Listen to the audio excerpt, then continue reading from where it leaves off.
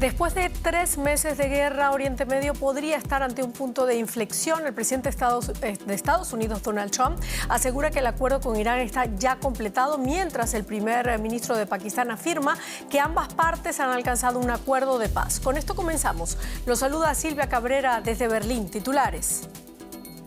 Pakistán, país mediador en las negociaciones, asegura que Estados Unidos e Irán han alcanzado un acuerdo. La firma oficial del pacto está prevista para la semana próxima. Según Trump, Teherán renunciará a desarrollar armas nucleares. Anunció también que el estrecho de Hormuz está abierto.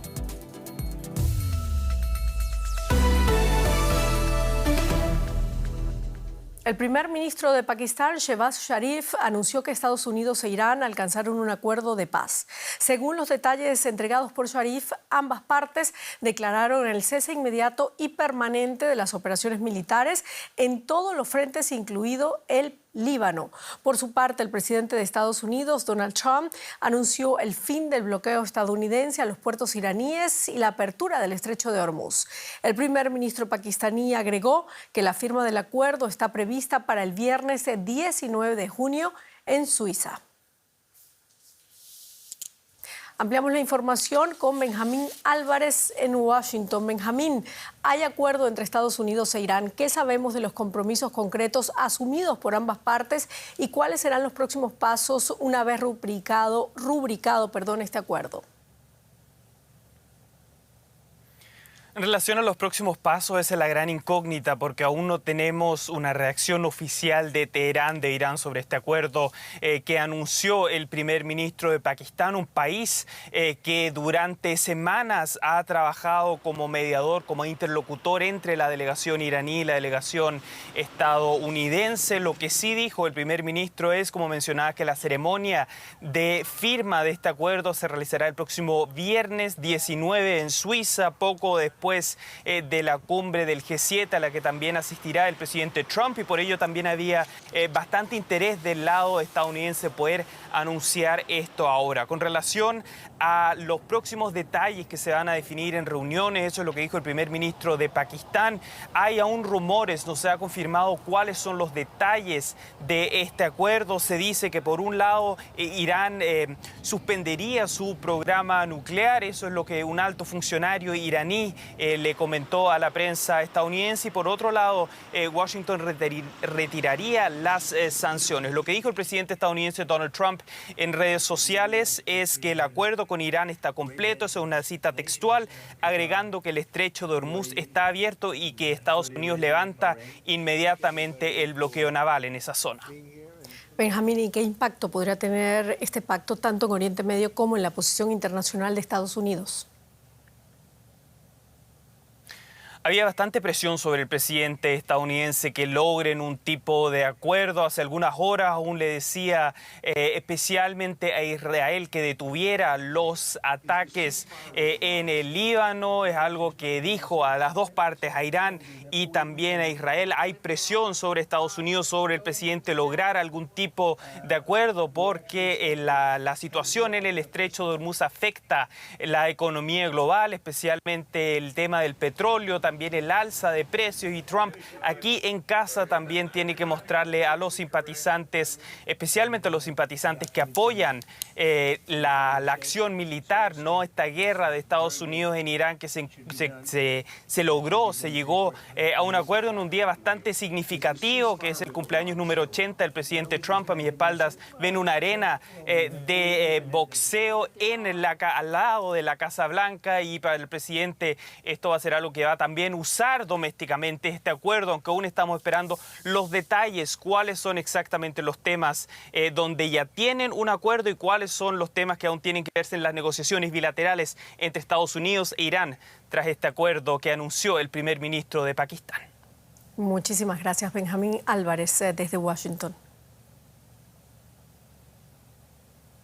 Y seguimos analizando este tema. Vamos a Doha. Luciano Zácara, analista político del Medio Oriente y el Golfo desde Qatar. Luciano, ¿estamos realmente ante el fin de la guerra o esto es apenas el comienzo de un proceso mucho más complejo y frágil?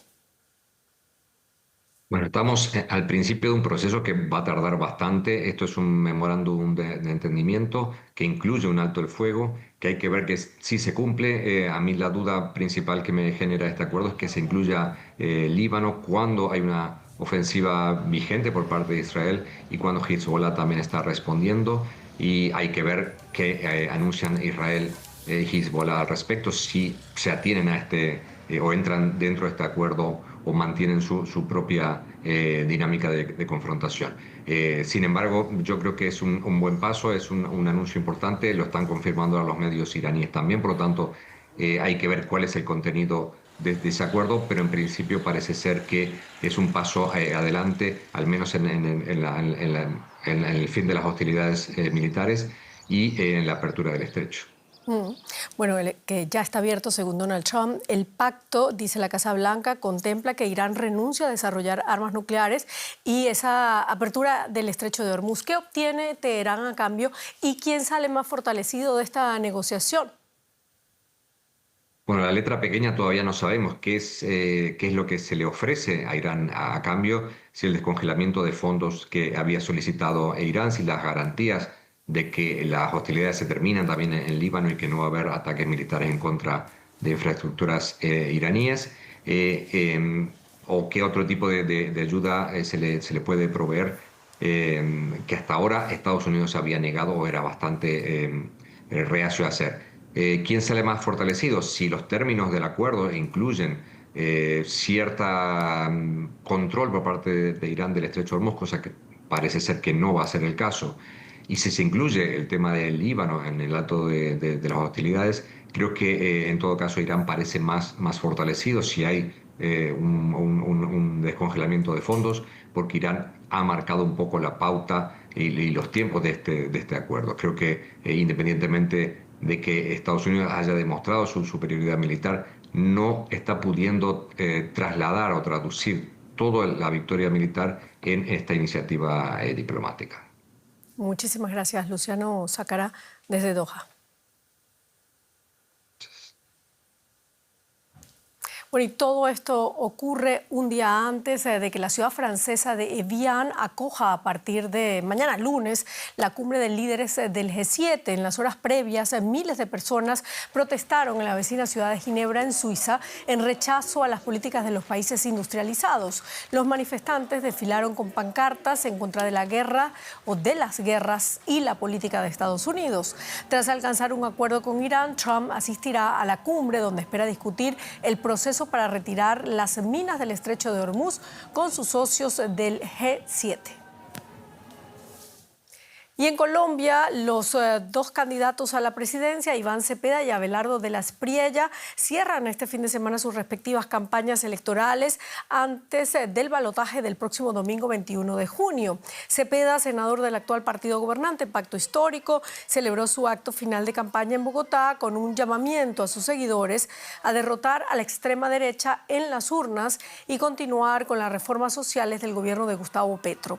Abelardo de la Espriella, candidato ultraderechista del movimiento Defensores de la Patria, escogió la Basílica del Señor de los Milagros en el Valle del Cauca para celebrar con un acto religioso y posteriormente con un acto público este fin de campaña. El abogado, quien ha recibido el apoyo de Donald Trump, propone una política de mano dura contra el crimen.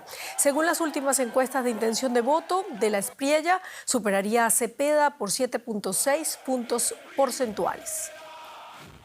Y vamos directamente a Bogotá para más detalles. Alexandra Correa, una semana para la segunda vuelta. ¿Qué temas han dominado esta campaña y qué parece estar pesando más en la decisión de los votantes? ¿La seguridad, la economía o la continuidad del proyecto político de Gustavo Petro? Silvia, te saludo y a quien nos está viendo a esta hora desde Bogotá, una ciudad tradicionalmente de izquierda. Y antes de entrar en materia con tus preguntas, Silvia, aquí en 2022 el presidente saliente Gustavo Petro obtuvo más de 2.200.000 votos, lo que definió su victoria. Por eso, a modo de contexto, ayer efectivamente, como lo estás contando, el candidato a suceder sus políticas sociales, Iván Cepeda, cerró aquí su campaña electoral multitudinariamente. Hoy cierra su contrincante encanta Abelardo de la Espriella, de ultraderecha, quien promete recobrar la seguridad que se ha visto afectada en los últimos años a causa de una paz total, es decir, los diálogos con varios grupos ilegales en busca del fin del conflicto armado, Silvia, que no dio sus frutos y sí permitió el avance de estructuras criminales que se dedican al narcotráfico y otras economías ilícitas. Y aquí esta es, digamos, la parte sensible de los colombianos que ya decidieron o aún deciden por quién van a votar el próximo domingo, y muchos, según las encuestas, ya le dan margen de victoria a de la Espriella por las promesas de mano dura contra la delincuencia, el narcotráfico y las estructuras criminales. ¿Ya se percibe ya un favorito en la recta final o todavía hay margen para una sorpresa? Está apretado, Silvia. El pronóstico que dan las encuestas puede dar sorpresas si el centro se logra conquistar en una semana, que es un reto, como sabes, muy difícil, ya que muchos de los que no se sienten representados ni por la izquierda ni por la ultraderecha quizás opten por votar en blanco, que ya vemos está ganando protagonismo en las encuestas a pie de urna. Lo único, Silvia, que te puedo decir que es probable este próximo domingo 21 de junio es que alrededor de una hora después de que se cierran las urnas aquí en Colombia se sepa quién va a ser o quién será en tendencia el próximo presidente para los próximos 4 años, Silvia. Muchísimas gracias, Alexandra Correa, desde Bogotá. Con mucho gusto. Y damos paso a otras noticias internacionales que queremos destacar a esta hora. Trágico accidente aéreo en la ciudad brasileña de Río de Janeiro. 2 helicópteros chocaron en pleno vuelo, dejando un balance de 6 víctimas mortales. Entre los fallecidos figuran el cantante estadounidense Oliver Tree, que se encontraba de viaje en Brasil con motivo de una gira internacional, y el youtuber argentino Gaspi. Las autoridades iniciaron una investigación para esclarecer las circunstancias del siniestro. En Albania, miles de personas volvieron a protestar en Tirana contra el megaproyecto inmobiliario vinculado a Jared Kushner, yerno del presidente estadounidense Donald Trump. Los manifestantes acusan al gobierno albanés de querer vender una de las zonas ecológicamente más sensibles y protegidas del país, en la que Kushner pretende crear un proyecto turístico de lujo. Y Suiza ha decidido rechazar la propuesta del partido de derecha, Partido Popular, de poner un tope de 10 millones de habitantes a la población. El 55% de los votantes se rechazaron en referéndum esta propuesta, que pretendía poner ese límite a la inmigración de ciudadanos de la Unión Europea. Legisladores y ciudadanos contrarios al referéndum celebran que una mayoría haya rechazado la propuesta de limitar la población a 10 millones de personas. La propuesta había sido impulsada por el Partido Popular Suizo, una formación contraria a la inmigración y a la Unión Europea. La campaña previa al referéndum causó una profunda división. Algunos partidos advirtieron de que un sí a limitar la inmigración podría llevar a un caos similar al que se vivió en Reino Unido tras el Brexit. Este colegio electoral en Berna recibió un goteo constante de votantes durante todo el día. Algunos temen los efectos de restringir la inmigración, especialmente de la Unión Europea, sobre la economía suiza. De ello depende nuestro futuro, cómo vamos a vivir en Suiza y a gestionar las cosas, especialmente en la relación con la Unión Europea. Tendremos problemas en sectores como los cuidados, en los que dependemos de trabajadores extranjeros, que aprecio mucho. No lo resolveremos poniendo un límite de 10 millones de personas. Algunos votantes que apoyan el límite afirman que Suiza no puede acoger a más personas. Somos un país relativamente pequeño, con poco más de 42.000 kilómetros cuadrados. Si sigue llegando más gente, cada vez más será más difícil mantener nuestro nivel de vida. Se nota en los alquileres, en un mayor uso del suelo, los recursos escasean y se encarecen. Es la realidad.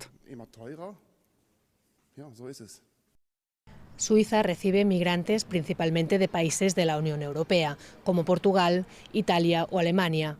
El país tiene un acuerdo de libre circulación con el bloque comunitario.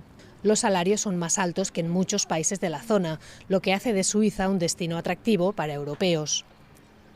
Los partidarios del no en el referéndum se mostraron satisfechos con el resultado.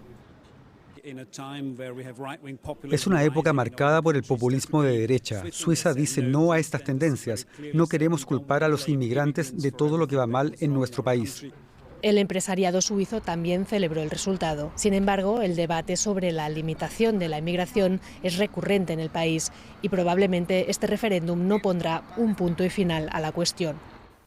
Y con esto terminamos. Gracias por habernos acompañado. Hasta luego.